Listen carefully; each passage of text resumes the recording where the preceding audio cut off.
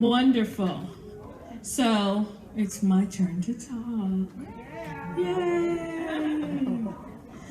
So I'm Sonya Smith-Valentine from Financially Fierce. We're the organizers of today's event. Thank you. I hope you are all learning. I guess the mic's not on. Oh, the door. See, that's why you have great people around you. So I hope you're all learning great information and stopping by to talk to all the exhibitors and get lots of great financial information. We want you to leave today financially fierce. So I'm going to talk a little bit about how your finances affect your ability to get and keep a security clearance. Because most folks know the effect potentially it has on getting a clearance, but a lot of folks don't know that it can have an effect on you keeping a security clearance. And as we all know, here in the DMV area, many jobs in this area require security clearance, whether you're working for the government or working for a government contracting company, or if you are your own business owner and hope to get a government contract, all of this comes into play. So first, let me just say, if you are interested in getting a security clearance, whether it's because you want to apply for a position that requires one, or because you have a business where you want to go after a government contract, part of that process includes the government looking at your financial history. They're going to look at your credit report and how you pay your bills or didn't pay your bills, and that has an impact on whether or not they decide to give you a clearance. Most companies, when they're thinking about hiring someone for a position that requires a clearance, want you already to be in a position where you can qualify. So at times, they will turn you down if your finances are not in order and take a candidate whose finances are in order, even if that candidate may not be as qualified as you are. Because if your finances aren't in order, they're never going to be able to get you a clearance, and therefore you can't have the job. And they're not looking to try to spend a whole lot of time, money, and energy on the security clearance process. So, although we tend to separate out our finances from our employment or our businesses, they're actually very intertwined. You need to be looking at your credit long before you decide to apply for a position that requires a security clearance. It's not impossible if your finances are screwed up, but you need to be able to hopefully explain that something happened, and it's not just poor money management as to why your finances are screwed up.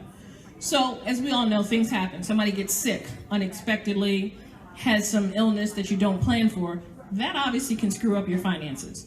You need to be prepared to explain that ahead of time when you do your interview, before they even pull your finances, so they know.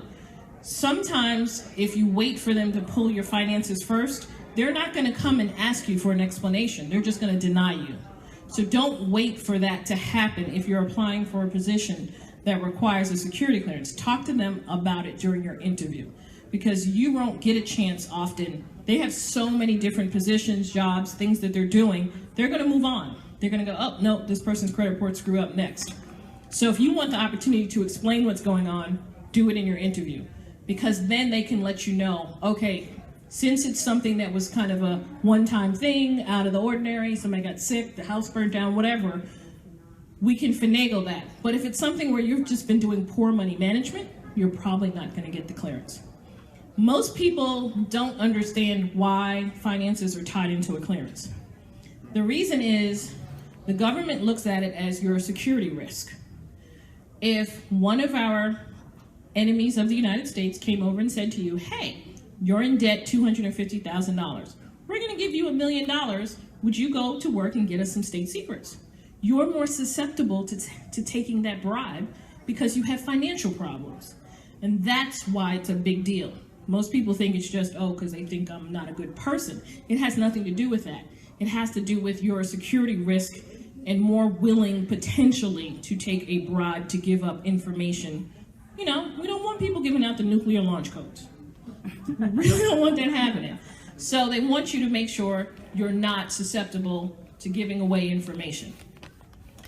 If your finances are in order enough to get a clearance, it doesn't end there. Most people think that that's where it stops. I got my clearance, I'm good, I've passed the background check, life's great. That's not where it ends. You get reviewed a certain period of time depending upon the level of your clearance. So if you have a certain level of clearance, every 5 years, they're going back into your background again, and they're checking your finances again, and they're looking at all your information again. And if they don't like what they see, they're gonna send you a notice to say, hey, we're thinking about pulling your clearance because your finances are, it was great when you came on board, but they don't look so great now. We think you're a risk now. So just because you get the clearance doesn't mean it's yours to keep.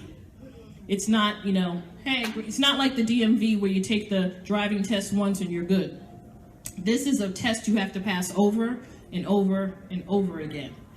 The good part is it's harder to get the clearance with the finances screwed up. If you've gotten the clearance and your finances get screwed up afterwards, and you get the notice that says, hey, we're a little worried about you, we don't know if you get to keep this clearance, you actually have the ability to respond. It's not an automatic that it's pulled, but you have to put a plan together. You have to be prepared to say, hey, I'm gonna work this out, I'm gonna come up with a payment plan, and you also have to be prepared to explain why you got into trouble. Like I said before, it was somebody got sick, somebody lost a job. You know, this past recession, a lot of households, one person in the household lost a job, so they lost half the income in the house. You have to be prepared to explain it and also back it up with documentation.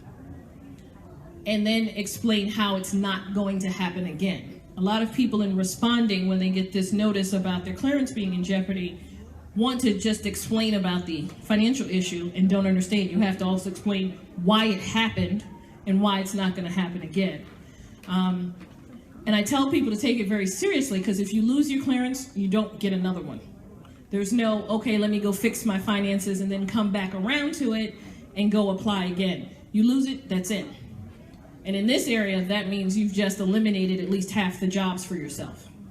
So this is something you need to take very seriously if either you're looking to get a clearance or you have one. It's almost, you know, kind of one of those things like how you protect your children. You have to protect your finances. It's the value of a clearance and the difference in the kind of money you can make either with a job or if you have a business and you're going after contracts is huge. So you have to start thinking very differently when you're dealing with your finances and dealing with issues. Even the smallest issue makes a difference, and I'll give you an example. You go to your doctor all the time, they charge you a copay, $20, $30, whatever. You believe that you canceled the appointment, they say you didn't, and they charge you a fee because you didn't make your appointment. You want to argue about whether or not you should pay that fee. You have to decide whether or not your clearance is worth that $30. Because if you don't give the doctor the $30, guess what? He's going to get a collection agency, believe it or not, to come collect, and they're going to add collection fees, and so the $30 turns out to be $100, and then they're going to put it on your credit report, and you're going to go, I want to be right, so I'm not paying, and it's going to sit there, and then 5 years later, when it's time for your review, you're going to get a notice that says, we don't understand why you have this collection sitting on your collection report for 5 years. We think you might be in jeopardy. You've got to think long-term through, is my clearance worth $30? You can be right or you can be happy. Happy is having the clearance. So you got to think beyond just the initial instant issue of, is it really worth me fighting, or is it better to just give them the $30 so that there's no problem with my credit report and no problem with me keeping my clearance? So those are the kinds of things that you have to think about. A lot of times people don't register that in their head when they're thinking about these kinds of things. They go, I want to be right. I called. It's not my fault that they didn't write it down that I called and canceled. You can't just take it in that small vacuum. You actually have to stop and think about it. Big impact. So a lot of the little fights that we want to get into have a domino effect on our lives. So you have to be prepared, not just, oh, I've gotten the clearance, I'm good. You have to know they're going to look at you over and over and over again, and every decision you make, you've got to think about it. The other thing that I want to throw out there is it is harder to get a clearance if you have filed for bankruptcy before getting the clearance. However, once you have the clearance, you can file for bankruptcy. And actually, often that may be your only option to saving the clearance. Because remember, if you file for bankruptcy, you have wiped out the debt. You're no longer susceptible to being bribed because the debt was eliminated in bankruptcy.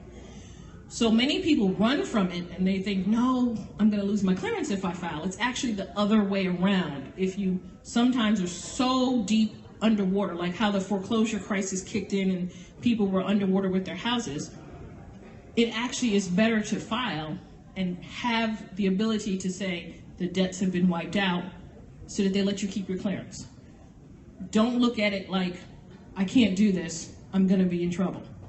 It's actually a way to really save it, because it's about, are you susceptible to being bribed? So I just wanted to do that kind of quick overview for folks who either have a clearance, thinking about getting a clearance, thinking about going after government contracts, just so you know some of what you need to be aware of when it comes to your finances. It's not about what's going on with square walls at home. It actually impacts what happens at work, what happens for your business. So if you guys have any questions, I'll gladly take some after this. But I just wanted to make sure you guys had some information, because we have such a heavy load of security clearance jobs and government contracts in this area that I often find people have the wrong information about what it really takes. And so I wanted to make sure today we talked a little bit about that. But thank you guys for listening. I appreciate it.